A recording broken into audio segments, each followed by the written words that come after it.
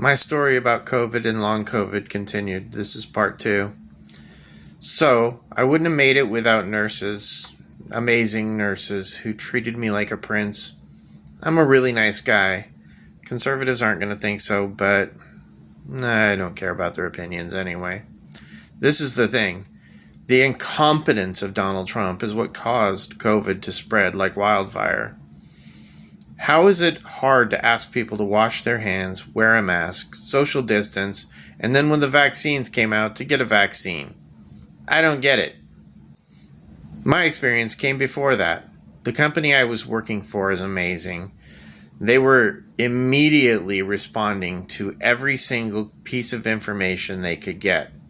They built a wall down the middle of the complex I worked in, separating two staffs so that it didn't spread from one side of the building to the other like wildfire. They handed out masks immediately. They had temperature reading devices to check our temperature upon entering the building. They even mailed masks to us so that we had them in our home for going to the store and such. My last day at work before I went into the hospital, my supervisor had to come to me, and so at the desk I didn't have to wear my mask. But when I saw him walking towards my desk, I grabbed my mask, didn't have time to put it on, so I just held it over my mouth. And I talked to him about what I needed. And he helped me resolve the issue I was having. And then, obviously, I didn't come into work the next day, and a few days later I was in the hospital. I am so thankful that I pulled my mask over my mouth to make sure that I didn't get him sick. I didn't get any of my coworkers sick. Nobody else was infected anywhere near my time.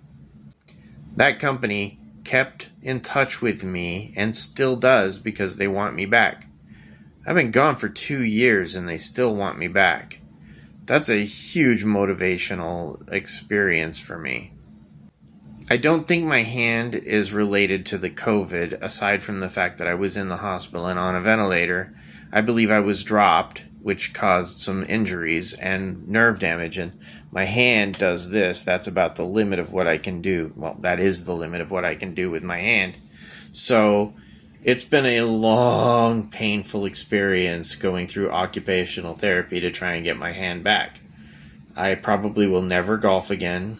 I'll probably never play the video games I enjoyed playing. I was in the top 100 in the world at a game called Battlefield across several different platforms of it.